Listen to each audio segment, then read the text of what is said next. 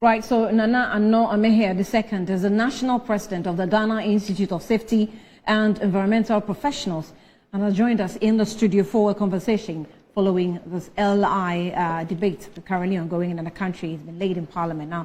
Nana, you're welcome. Thank you so much for your time. Thank you. Good afternoon to you. Good afternoon. Well, I see you've already opened, is that an LI? The LI, yes. That's the LI? Yes. Okay. LI 2180. Right, so the issue with most people is that, or what people are worried about, is about safety first, really, safety first. And if we think about safety, we also think about our leaders and their safety. Yes. I mean, I cannot repeat some of the words I said this morning when it was being discussed on air about the leaders.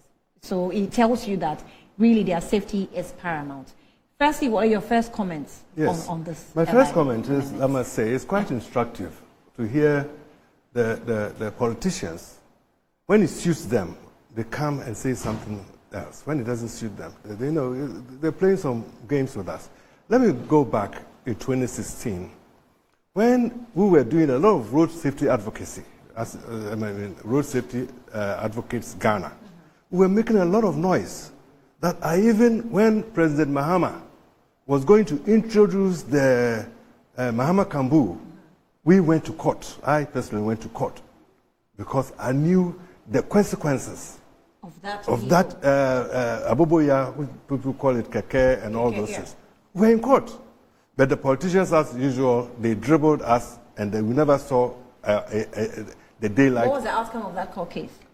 It didn't come on. Really? Yes, we were dribbled for. They didn't even sit on the case. We didn't have a hearing at all. The whole thing, Maslock, that we were parties to the thing. The bailiffs were saying that they could not find the officers of Maslock. Can you believe it?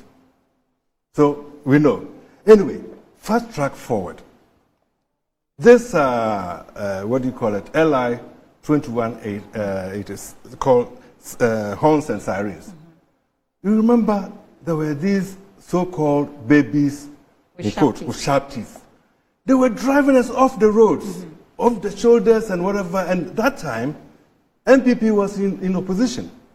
And we all spoke against it, we as advocates, loudly on the rooftops. They agreed with us. Now, thinking that when power changes hands, or power changes hands, they will come and probably be on our side to stop those mayhem or menace on our streets and our roads. But what did we see? They came and then they are also doing same. But let me say something that President Nana Akufo-Addo, 2016, let me quote the exact date. It was published. The date was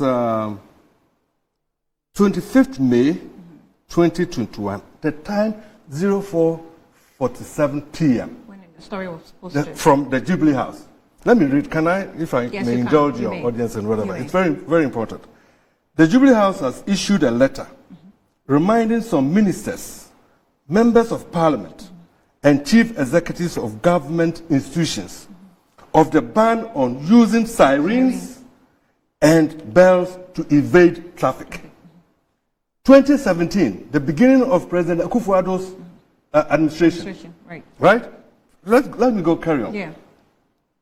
He went on to say, the letter indicated that per Regulation 74(3) of LI 2180, the specified vehicles that a siren or bell may be fitted as a warning appliance include a government vehicle used for official purposes by the head of state.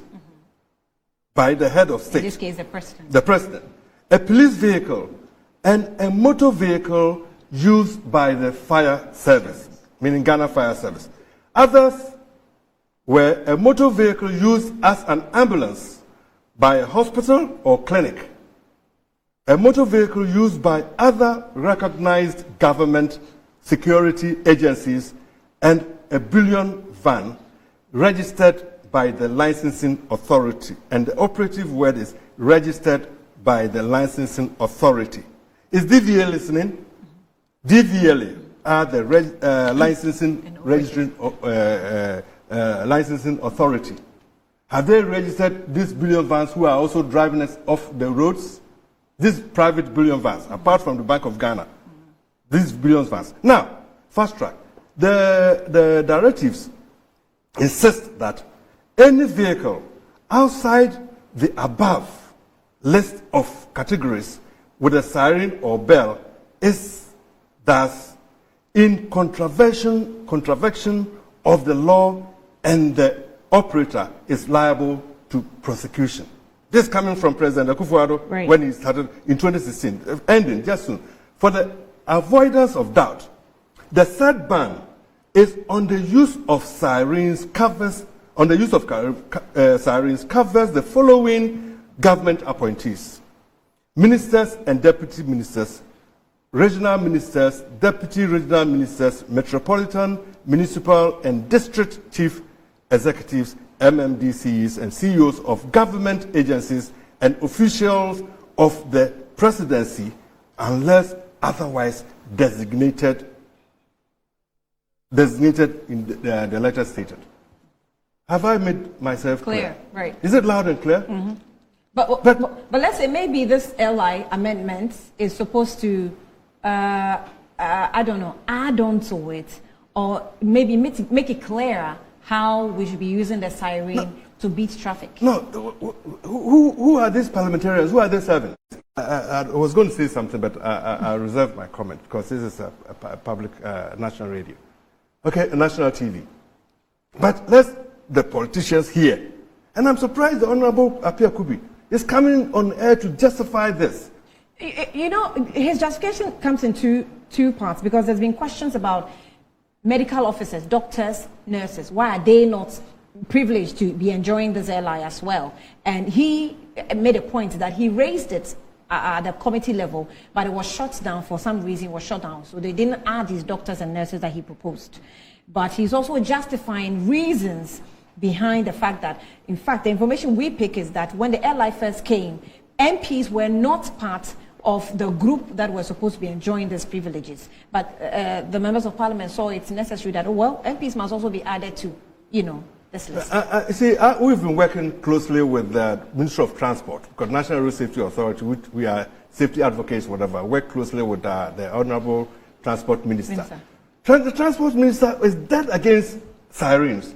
So I think we should appeal to the Transport Minister and the Executive and the Cabinet that they should shoot this down, because as far as we know, some of us who have worked closely with the Transport Minister, we know that he's not in favor of this. But this bill is coming from the Transport Ministry. Naturally, because it has a sponsor. Because it's coming from his ministry.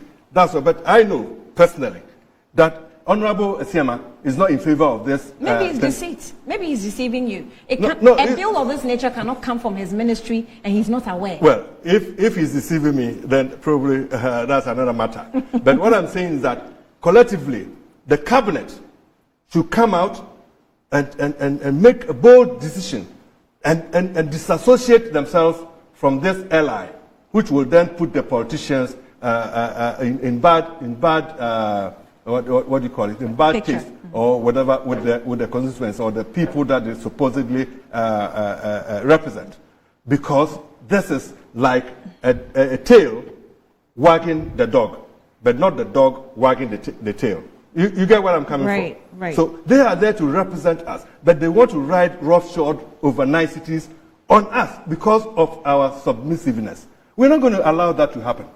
And some of us, as road safety advocates, the way we fought the Mahama Kambu, the way we fought the Aboboya, now, since 2015, that the thing was, have you now seen the consequences? If you come to my village, the Aboboya and the Okada is killing people, the poor people, killing them on a daily basis. School kids, under the age of 2 years, up to 4, 5, they are now being ferried 5, 6 on a motorcycle.